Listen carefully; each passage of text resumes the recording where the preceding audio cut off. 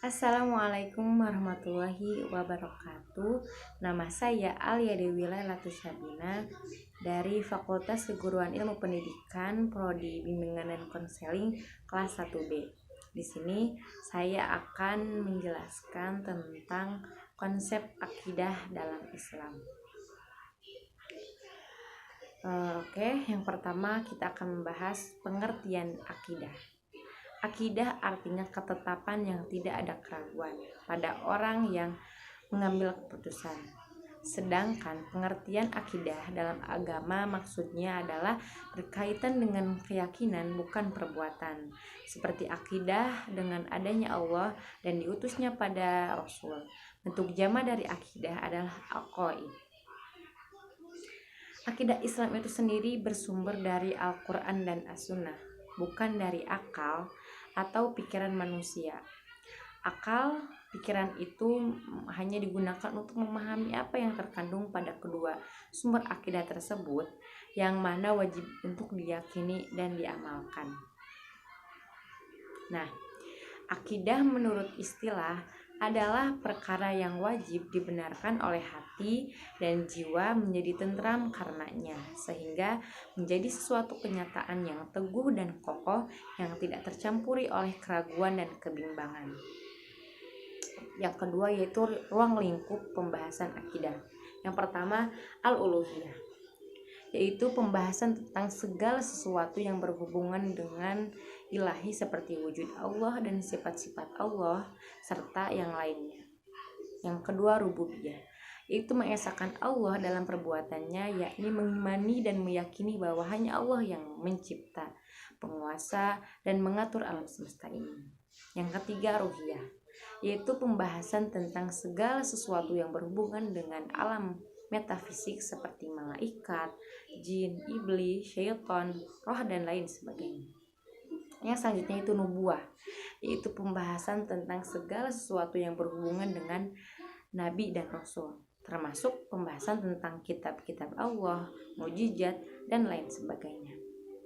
Yang selanjutnya itu samiyah, yaitu pembahasan tentang segala sesuatu yang hanya bisa diketahui lewat sami, dalil nakli berupa Al-Quran dan As-Sunnah, seperti alam barzah, akhirat, ajab kubur, tanda-tanda kiamat, surga, neraka, dan lainnya.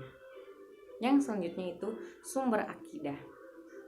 Akidah bersumber dari Allah yang mutlak, maka kesempurnaannya tidak diragukan lagi. Ada beberapa dalil akidah dalam Al-Quran. Quran surat Al-Kahfi, dalam Quran surat Az-Zumar, dalam Quran surat An-Nahl, juga dalam Quran surat Al-A'raf. Ada ayat-ayat tertentu yang menerangkan tentang akidah. Yang selanjutnya itu fungsi akidah. Pertama, akidah dapat menimbulkan optimisme dalam kehidupan. Yang kedua, akidah dapat menumbuhkan kedisiplinan. Yang ketiga, akidah berpengaruh dalam peningkatan etos kerja. Yang keempat, membebaskan kita dari ubudiyah, penghambaan kepada selain Allah, baik bentuknya penghamba kepada kekuasaan, harta, pimpinan, maupun yang lainnya. Yang kelima, membentuk pribadi yang seimbang, yaitu selalu taat kepada Allah, baik dalam keadaan suka maupun duka. Yang keenam, kita akan merasa aman dari berbagai macam rasa takut dan cemas. Takut kepada kurang rezeki, terhadap jiwa, harta, keluarga, jin, dan seluruh manusia, termasuk takut kepada kematian, sehingga dia penuh tawakal kepada Allah. Yang ketujuh, akidah memberikan kekuatan kepada jiwa sekokoh gunung. Akidah hanya berharap kepada Allah dari ridho terhadap segala ketentuan Allah. Yang kedelapan, akidah Islamiyah berdasarkan kepada asas ukhuwah, persaudaraan dan persamaan, tidak membedakan antara miskin dan kaya, antara pejabat dan rakyat jelata, antara kulit putih dan hitam, dan antara orang Arab dan bukan orang Arab, kecuali kadar ketakwaan kita di sisi Allah Subhanahu wa Ta'ala. Yang selanjutnya, prinsip-prinsip akidah dalam Islam. Yang pertama, iman kepada Allah. Beriman kepada Allah adalah meyakini dengan penuh kesadaran bahwa Allah zat yang paling berhak disembah karena Dia menciptakan, membina, mendidik, dan menyediakan segala kebutuhan manusia. Yang kedua, iman kepada malaikat. Beriman kepada malaikat adalah meyakini dengan penuh kesadaran bahwa Allah menciptakan makhluk dari cahaya.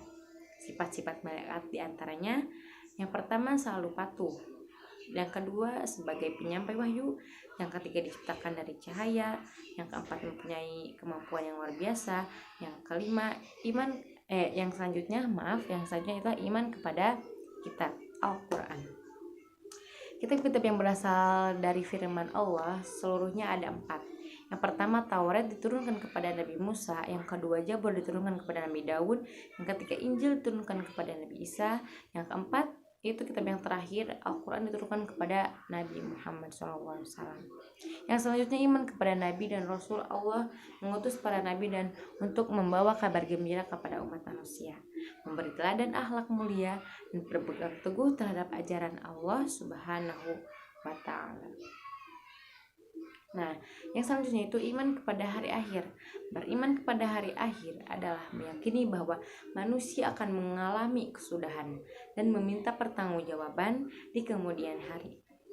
Dan yang terakhir yaitu iman kepada qada dan qadar Allah. Menurut bahasa, qada memiliki beberapa pengertian, yaitu hukum, ketetapan, pemerintah, kehendak, pemberitahuan, penciptaan. Menurut istilah adalah ketetapan Allah sejak zaman ajali sesuai dengan irodahnya tentang segala sesuatu yang berkenan dengan makhluk. Sedangkan qadar Allah kejadian suatu ciptaannya yang sesuai dengan penetapan.